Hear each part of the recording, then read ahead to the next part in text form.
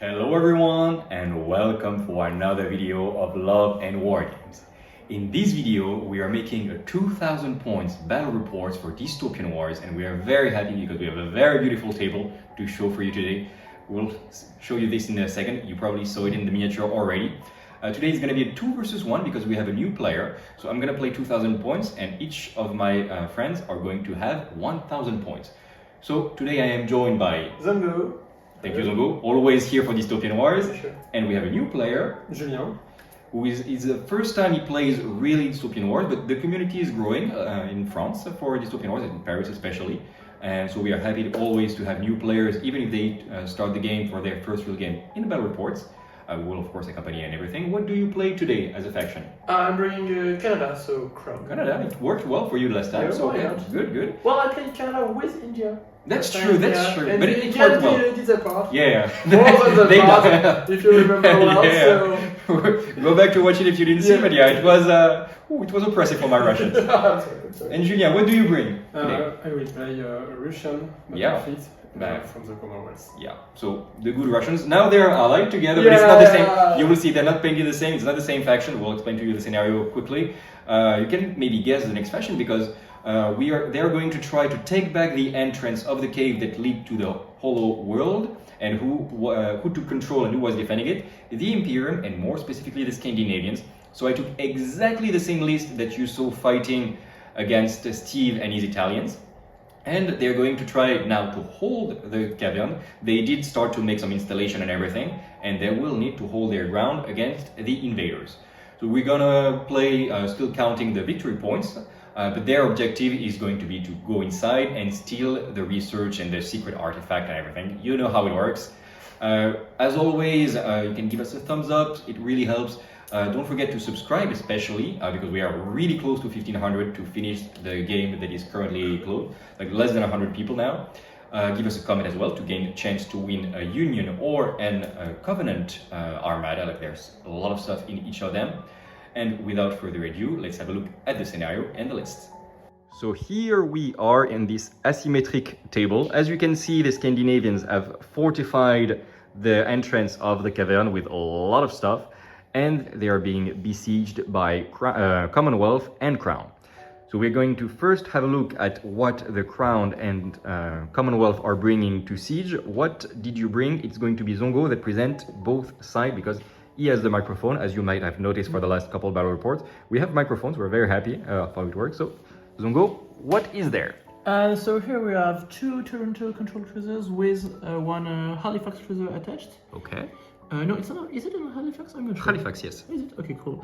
So the idea is to shoot from afar because we have 6 majestic giants and plus these torpedo salvos. So yeah, we're shooting from 40 inches.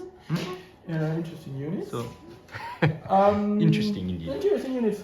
From a more close quarter combat perspective, we have 2 Ratangas, I think. Ratangas, yes. Yeah. It's pronounced like a R, KH in Russian. Yeah, okay, Ratanga. I don't speak Russian, so I'm sorry. With their really interesting drills, so hopefully we can drill something today. Hopefully. Since I have a lot of boarding, there is a chance we will go at 3 point blank soon. Speaking of drills, we also have an interesting customer unit, so a big robot's always cool to bring a robot. Yes. And with a big drill and a big cannon as well. So A big railgun. Yeah, big railgun. That is also an axe. Excellent. So yeah, you see We love the it, idea. we love you it. see the idea.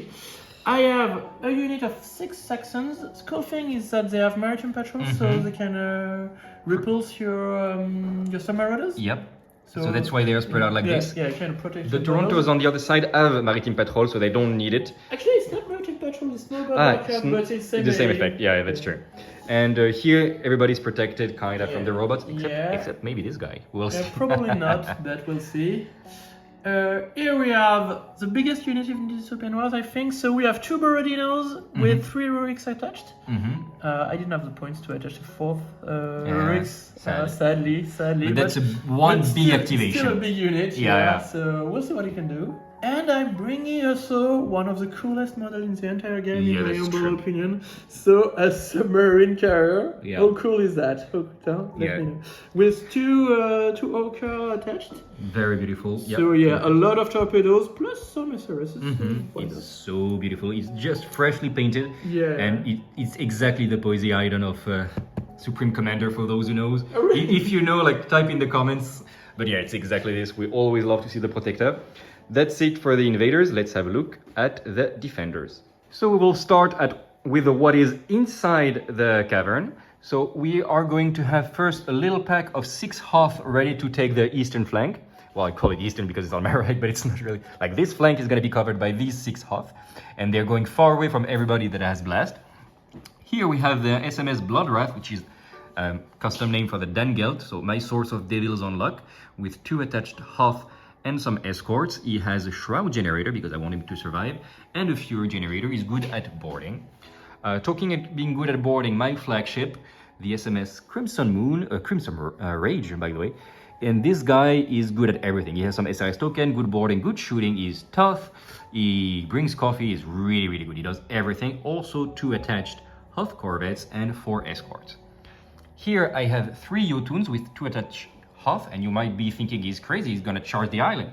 No, because I have a repulsor generator, each of them, giving them a little bit of bonus against ADV and SDV, giving them power slide, but especially allowing them to jump above terrain. So that's really good. That is what is inside the cavern. This is the objective that they need to board in order to get the secret research. And let's have a look at what is outside. I have 2 Lokis here that can teleport around, and well, that's gonna be not so useful here, but they will be able to threaten the Halifax and Torontos if they are too aggressive. And also a pack of 4 Fenriers that will bring some extreme range firepower against the same target. And last but not least, my other flank, with you can see there is Agneta ready to hold the line against those guys. So it's an INAR giant robot. It's good at shooting, good at boarding, good at fray. But here, probably for turn 1, it will only shoot. A Gungnir with power slide here, ready to slide and charge as well. And it's not the end, because I have 2 little Odins, also with a repulsor, ready to charge, with 2 of those Valkyries. And they're probably gonna activate later on, try to charge and do some damage on this massive unit right there. Finally, in reserve, I have Bjorn. You start to know Bjorn is always the MVP, and he's gonna be in reserve. I don't know where I'm gonna put the token, but he's probably gonna threaten the enemy if they get too close to the main entrance. Finally, as a reserve, you remember we have 10% of our list if the game goes too bad. And for me, it's gonna be a pack of 4 Hashashins from the Sultanate, from the Egypt, with all the Etheric lances. And for them, it's gonna be another giant robot as a reserve. That's it for the deployment. I have initiative because I won. I burnt a double activation card to get this initiative. That's okay. And do I want absolutely the initiative? I think not. So I'm going to hold my nerves. It's going to give me another card, and they are going to start. I try to hide as much as possible, but probably they're going to have 1 strong activation. But it's okay because they have the long range firepower. Luckily, they have to come to me. Okay, we've had a first few activations. The Protector sent its SRS token on Agneta there, obviously, and he had a direct line of sight here doing... I used the card to count explosives of double counters, and I managed to reduce the catastrophic explosion that I was about to suffer into 2 points of damage and a critical, which was a magazine explosion, so everybody got a damage here, sad. Then I put my token here, so that if he comes forward, but this has Maritime Patrol and this too, I have options, either to be very aggressive, especially against those, or to hide behind one of these terrain and stay safe. And now he moved his Khatangas forward, and he's gonna try something we never do, is to put an iceberg, because he wants to try to block my exit here. So there's gonna be 2 dices, 1 for each of the Khatangas. And let's see, a blank that does nothing and a double hit that maybe doesn't have enough range. Let's check. Okay, he put the iceberg right here, and since we made a beautiful table like this, I have only 3 exit, and the Bloodwrath is gonna be very annoyed to try to move. He's probably gonna have to stall completely because he's not gonna be able to go anywhere. And that's gonna stop me for an entire turn. Alright, after the iceberg, I moved my Hoth here, making a big threat there because there is no more the threat of the blast. However, now the Halifax and Torontos are activating. They're shooting everything on this Jotun here. 34 dices? 34, yeah. Okay, sure. Let's go. Obscured because it shoots through the arch, but still. 34 dice. Yeah, 34 dices still. Let's go. Oy, oy, oy, oy, oy. So it is a double citadel and a critical, of course. Est-ce qu'il serait pas mort, ce Jotun? Another point of damage. He's not dead because he has 5/4 hull points. Really? Oui. And now the torpedoes. Okay, in the end, he had 1 hull point left, and the torpedo salvo obliterated him, doing another critical damage, which was another magazine explosion. So, of course, catastrophic explosion. Long story short, this guy is obliterated. There is a big crater in the ocean of boiling waters. Okay, next activation. This robot came here, had lucky rolls, and he made 16 hits, so 2 points of damage there, and a critical. And the critical was once again a magazine explosion. So let's remember that they only did magazine explosion, 2 magazine explosions here, 2 magazine explosions there. That's all they do, and of course it's one impact. So he's almost crippled. I will have to activate him next activations because, well, otherwise he's gonna die. And he's gonna try to block completely the passage here with an iceberg from the Kostroma. Is it 15 inches, I think? 15 is probably not gonna be enough, but he's gonna be able to block here. It can be annoying, I think. Well, yeah, he's not gonna block completely. I was lucky on this. It's still gonna block, but not that much. I think it can be really annoying. The Valhalla is going out trying to do something before he died. He did the rocket, nothing of course. He did 1 point of damage with a 2 heavy volt gun battery on this Borodino. And now I am going to do 20 dices of with heavy firepower of Stormbringers with 2 heavy Stormclaws, no, 2 small Stormclaws in support. Is going to be devastating, sustained, arc, gunnery, everything. So let's have a look what it does. Rerolling 2 for Inductorium and 4 those because of sustained. 4 explosives because 3 of them were blocked because of ablative armor. Another explosive. It's devastating, so that's gonna hurt. Okay, the 2 Borodinos activated, shooting everything. I use my Devils on Luck to counter their heavy firepower. And it was a good thing because they had very unlucky roll. No explosive on either of the cryoblast. And well, they still did criticals and critical, etc. I repaired the Citadel, the reactor leak that I had. But in the end, after this activation, he has 2 hull points left at the red level, disorder, no defenses, etc. So he's not feeling very comfortable, but he's still there. Seriously? He's still standing. So, well, that's something. Let's see if the last activation of the 6 Saxon is going to be enough to finish him off. Alright, few more activations happened. As you can see, the Valhalla is still here, but especially we have the Jotuns and the 2 Hoth that charged. I used the card to get +1 speed in order to get my Hoth in range. The Hoth did 1 point of damage, just enough to cripple the Borodino, and now it's going to be 2 heavy Stormclaws and 2 small Stormclaws and focus gunnery on the Borodino. It's going to be 20 dices, rerolling blanks, devastating, arc, voltaic. So I forgot the voltaic because he has a generator, so +1 die, okay. Yeah, +2 dices for... +2 dices for Inductorium and rerolling blanks, because of focus gunnery, rerolling blanks. Okay. 3 explosives because 3 of them were countered by ablative armor. C'est ça les jets de dés qu'il faut faire, tu vois. Tu t'inspires des meilleurs. Ça c'est le mental, ça. Ça c'est le talent, mais c'est ça la stratégie, chef. Another 2 explosives. That starts to be a very good roll. Yeah, standard roll. Standard roll. Oh, there's a blue. Ah, there's a blue somewhere. Yeah. Okay, we'll dices. count, but I think it's the double dead. Citadel. I think it's dead. And unfortunately, the Valhalla was shot down by the last rocket. 2 very good rolls of torpedoes and rockets, and at the last hull point, he was killed. Well, it was a critical, and he got a catastrophic explosion out of it from the critical roll, but still, last hull point, last attack. The Valhalla is down. Now there is a lot of things that are going to activate. There's going to be Agneta, the Gungnir, the Odin and the Valkyries, and the Thors, sorry, the Lokis. So there's still some activation, and of course the Bloodwrath. I'm gonna do all the activations without filming, and we'll see at the end of the first turn what the activations were. We reached the end of the turn, so I did all the activations. We will do little by little. Here I did end up moving forward and escaping narrowly with the Blood Wrath. I did cripple one of the Toronto there, so I'm quite happy with that, and he's at the black level of disorder, good. And the real good fun stuff happened here. In the end, I did destroy one Saxon, and especially with all the attacks and everything, I destroyed this Borodino. I think you saw this already, and I crippled and almost destroyed that Borodino. So that's really, really good, especially great work from Agneta, which did terrific rolling. And well, she, like, Einherjars are great, and if the enemy has a lot of maritime patrol, I do think, we'll talk about it in the briefing, but I do think it's big value to deploy them on the table. And yeah, that is about it. A lot of smaller activation that we didn't film. I failed with Agneta, the interception roll. ADV2 is not great. Now we're gonna make the last attack of the turn, which is gonna be 15 dices, not weight of fire, but still, 15 dices piercing is good. Let's have a look what it does. Oops. Yeah, weight of fire would be very useful here. One explosive, 15 hits, it's a critical. So 2 critical rolls. Let's say it's caught, is it? Let's say it's caught. Let's say it is. It wasn't. It wasn't. This is 3 points of damage plus 1, 4 points of damage. Okay, guys, it's gonna be the end of first turn.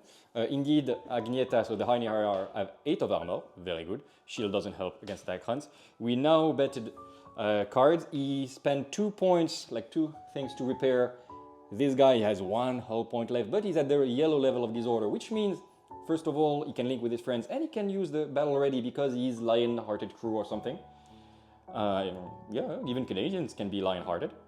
Why not? Yeah, why not? And now we're gonna see who has initiative. Let's go. Let's go. 47. 57. Almost. I had a really good draw of cards. Come on. Let's be honest.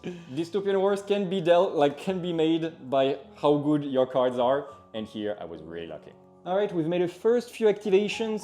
This guy had to be my first activation. I was a bit sad. He killed out the Toronto. I did everything. The Übervollwirling was cancelled by 6 points of Guardian Generators doing nothing, but I still killed my target. Then he activated the Ratangas, coming here, doing a lot of damage on this guy. Actually, a catastrophic explosion from the gun batteries. And 2 Cryoblasts that killed the Hoth that was here. This guy was out of range. And this guy has 1 hull point left, but he's still alive. He's still alive. And Broadside did nothing. So, probably my next activations, but one thing that was really important, I tried to make a double activation because I was lucky I got another one, and they spent 2 cards to counter it because, of course, they should. Okay, the battle is happening here now. Those guys charged forward. They did a really, really good activation, destroying 1 Rurik with Broadside, then 1 with boarding. On the left, damaging heavily the Borodino and killing him finally in a boarding action. And then all the forward weapon shot on the Protector, doing critical after critical. And the Protector has been crippled outright. But let's just get closer, enjoy this beautiful painting by Zongo. Though they didn't stay without doing nothing, this guy came here and ramming did 32 hits of ramming. So this guy who had 1 hull point left is dead. And now they're doing some shooting around and then probably boarding the corvette. We'll do the activation. We try to at least finish the second turn for sure, even if we don't film everything. And I think we're probably gonna stop at the end of the second turn because it's really going to the favor of the defenders. But still, let's continue and see how it goes. We are reaching the end of the battle. The Agneta activated, doing a lot of damage and leaving 1 hull point left on the Protector with her 2 heavy gun battery, heavy vault gun battery. And the Übervollwirling did a critical damage, a Sturginium, on the poor Kostroma, which moved forward and impacted in a collision the Hoth corvette, and actually it just gives a disorder to both of them. We for a while thought that collisions were much more powerful, but no, just disorder on the moving model, and if the guy that he impacts is the same mass or lower, the other guy also takes a disorder, and that's it, no damage, okay. And yeah, it really starts to turn to the way of the defenders. We are now going to see they activate the Protector, which is going in deep dive while he can. Yeah, well now he can't. Yeah, he can't. You have to be battle ready to do deep dive. So he's still there, but probably activating before he dies because next activation, they are hunters ready to sink the big fish. Okay, end of activation of the Protector. He put his SRS token on the Valkyrie, 3 of them, and then did heavy firepower on Agneta. I countered it, but still got 2 points of damage and a critical, which crippled me outright. But now that I use my Devil's Own Luck, I didn't expect them to have a double activation, which they activate right now, and probably is going to be the Saxon or those guys. They don't have that many activations left, but well played of waiting for me to waste my Devil's Own Luck to then put double activation. Well done, the Gangsta Zongo. Okay, what are you activating then? Activation now of the 2 Torontos that did broadside on It's Dion. not 2 Torontos, it's a Toronto and a Sorry, Halifax. 1 Toronto and 1 Halifax, absolutely. Doing broadside with their escorts on Beyond, doing 1 point of damage. And then they shot all the Majestic Gun Battery on Agneta all the way there, hoping to make a great roll. 21 dices, -3 because of the shield. And that's the roll. Yeah, I'll let you decide if it's a great roll or not. Yeah, we'll let you decide. Yeah, tell us in the In the comments what you think, but we have our opinion here. I have one explosive. What explosive? You never know. You I never know. don't. But it does nothing. Yeah, but it doesn't 7 hits, let's go. Sorry. Well, there is still torpedoes, but Yeah. yay. Yay. Bon, on va changer de dé, ceux-là ils ont l'air un petit peu fatigués. Now we try Let's the go. torpedoes. It's better, yeah. It's Better-ish. Yeah, it's better. It's better. Yeah. And another explosive. Still not Easy good. on a roll. Not too bad. 9. I have SDV of 1 with this guy. And -1. But so Something. it's... -1. It is 1 whole point of damage. If I did a little bit more, it would be enough. Yeah, I know. Okay, not great roll from the Toronto and the Halifax. They're a bit tired. So. Let's say, yeah. Okay, we are continuing the battle, and as you can see, the Saxons charge forward, trying to breach the defenses of the Scandinavians. They shot down Agneta with their torpedoes and lost their rockets that they declared on her as well. They were lucky they got a magazine explosion, so everybody got damaged. And now they try to board this Hoth corvette. He made 7 dices of attack. Yep, 7. I have 15 dices of defense. It's going to be one of the last action of the game, probably, because they will probably surrender at some point. Let's have a look. I do. It is a draw. It is a draw. It is a draw. So it's a draw, I guess. It's a draw. It's a draw. Oh, okay. I think it's 1 disorder each. Yeah, 1 disorder for each. Okay, they had 1 more activation, the Rurik, and of course, since I'm a nice player, I killed him before he could activate. Sorry, Julien, it's welcome to the world of Dystopian Wars.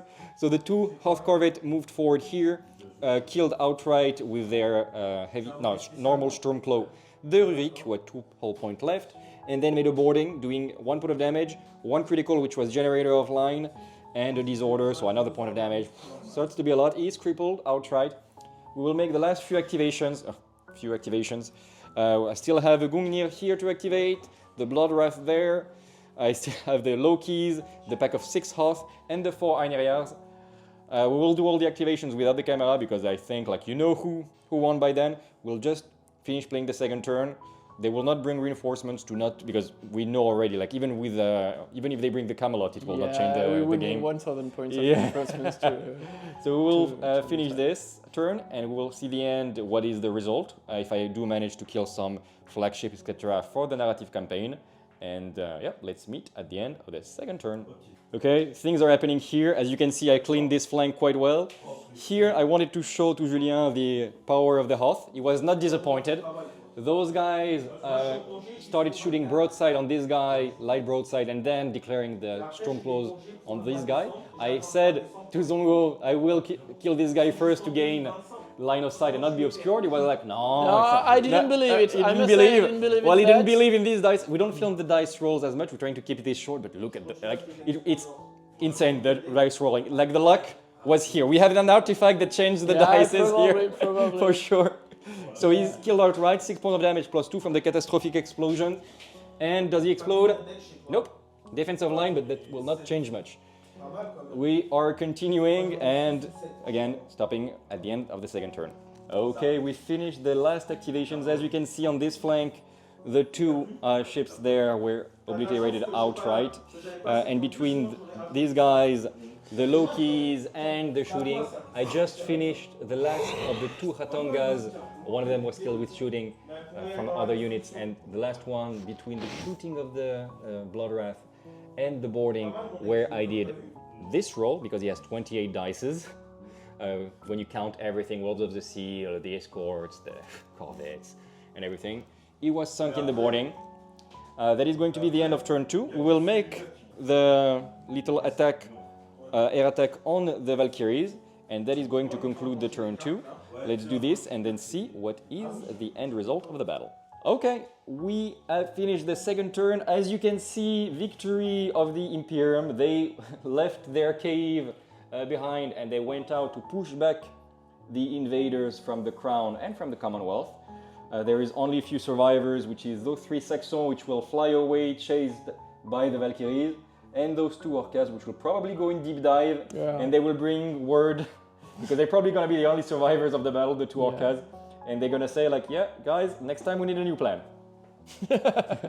So victory of the Imperium on also, we'll go to the debriefing, but really the scenario was actually a little bit at the advantage of the Imperium, because we had a larger deployment zone to allow for this nice terrain and everything, and thus I was very fast on the terrain. There was something tactical I will talk about in the debriefing that really changed the way the Scandinavians are played, and also like the luck was really like usually we don't say this because we know that Dystopian work and spike, but here Julien had very, very bad luck, and I had the most insane rolls I ever had. Like every single roll I only made explosive. Even by your standards. Even by my standards, it was a lot of luck. So in the end, huge victory of the Praetorian Guard, actually, in their Scandinavian troops. This fortress is still going to be reinforced and built with more terrain from armored clash, and it's going to grow bigger and bigger. And for now, indeed, the Praetorian Guard holds the only entrance to the Hollow Earth. Let's go right now for the debriefing and talking about what we liked or didn't like. If you live here, like, subscribe, all the YouTube things, and otherwise, let's go for the debriefing. Okay, we hope that you enjoyed this battle. It was a little bit one-sided, but it was fun and on a good-looking table, so that was the point. We had a lot of loss of like everything that happened, even if there was bad luck. At some point, you don't try to win anymore, you just try to make good actions. So, victory of the Imperium. Well, we're gonna start with the Imperium because there is not much things to say. I would like to have your feedback on the Crown and everything. On the Imperium, they're very strong, probably undercosted. But again, they were in a good scenario, they really spiked hard, they have devastating, so the fact that I did tons of explosives really spiked their power. The one thing I will say about the Scandinavians, I tried them a few times already by now, and they never clicked with me. I was like, yeah, you need to hide, it's very difficult to be in range, etc. Until I tried to put everywhere instead of Shroud, as you have seen the last time, I put in many places repulsor generators. This changes the gameplay completely, because you can really have this gameplay almost like 40k, where you hide just behind, you're very well hidden behind terrain, behind island and anything. And then you don't have to make sure, okay, I'm gonna drift, I need to move, and you lose a lot of speed by doing this. You can just go straight through the island, and your threat range, I think is the name in English, is boosted by a lot. And then you can just use hammer sweep as well, which is one of your rules that you have, and usually you don't use it because you want to turn around the island. You can use hammer sweep, go straight at the enemy. Most of your heavy storm clouds are pointed straight, so that is a really good way to deploy the Scandinavians. Just hide just behind an island and fly through it, kind of like what the Alliance would do with their Levant, except you're Imperium, so you're better. It pains me to say this. Yeah, but you're less expensive and you're more powerful. So. So this is really what I like about the Scandinavians. As always, the Valhalla did his job by being a huge distraction carnifex. All turn one, they shot on him. And it's always a trick. Like, I put a Shroud because I want him to be a distraction. And everybody shoots at him, and it works. We didn't have the choice, actually. I didn't feel like if I were playing Mirror against Scandinavian, I think I would kill all the small, which are very vulnerable. And when they are crippled, they... The thing is that if the Valhalla comes into our lines, it's a real havoc, you know? Yeah. There's nothing we can do. Yeah, but it's like 2 Stormbreakers and boarding. No, it's 2 Stormbringers with heavy firepower, so it's a huge firepower, plus an insane boarding, plus the broadside. Broadside, maybe this is every flagship. So it's like... It's very powerful, but I don't feel like I can allow this thing to come into my lines. That's true, but I feel like the Valhalla is very powerful, yes, but you take so much firepower to deal with him because armor 8, Shroud, lots of hull points, like 15 hull points in total, while the rest of the fleet is really glass cannon. And they have like less hull point, less detail, less everything. And I think if I were playing in Mirror, that's what I would do. Well, I'm not so sure. Well, a mirror match Scandinavian. No, sorry. Will be really I mean, if I play against Scandinavians. Let us know in the comments if you've played with or against Scandinavians. What are your feelings on this? And if you think the repulsor are a good idea if you are a Scandinavian player. Now, we're gonna go, let's go first for the new player to see what did you think of the game in general. It was your first real game. And sorry again. And did you enjoy the game? And what do you think of the Commonwealth as well? Yes, it was very pleasure to play with you. I like to play. It's a very fun game. If you're in Paris, come and write us a message and come play with us. Yes, so it's very nice. I like the Commonwealth. It was a fun faction to play. It's good for beginners as well. Yes. Yeah. And the next time, I think I will try again to play with the Commonwealth because I have the first impression on this in this game, but I need to explore deep the gameplay of this faction. Yeah, and it's a good faction. You can have a lot of good stuff. Here it was not the most optimized list. And he already owns some ships that you need to paint, I think. And he will come back, you will see his Commonwealth again on the channel. It's very fun to create glass and... icebergs. Icebergs, yeah. Yes. We don't see that often, the icebergs, but we do have icebergs as you see. And if you like to do this, come again. What do you think of the Crown? Of the Canada. It was the first time Canada, I filled full Canada Canada list. Actually, quite pleased with my ships. Well, we got crushed, but this was not. As we say, it was probably the scenario and everything. I don't know. But they have good things like Toronto, well, Orcas we knew. Really pleased with the protector with double Orcas attached. So insane wave of torpedoes. Yeah, plus some SRS. It's actually quite resilient because you can hide in deep dive.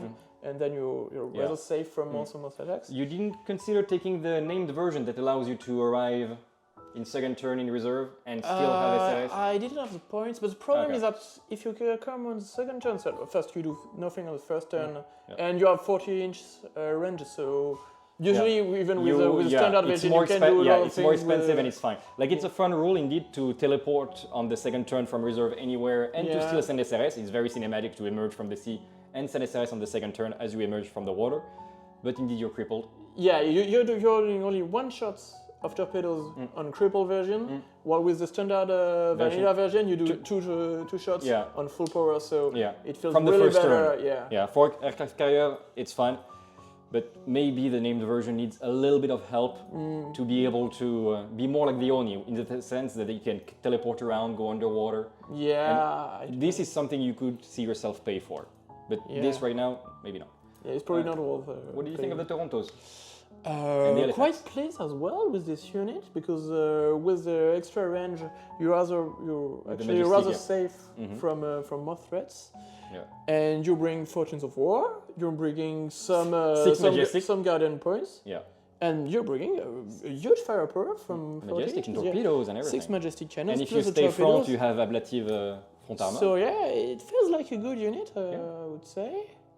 It has insane defense. You could see that. I sent my 4 Fenrir, which usually are very good, and barely doing a point of damage. Sometimes. You could ripple easily. Because minus, I don't know how many dice of defense you have, but every time it was like minus 15 or 16, I think. It's like minus 10.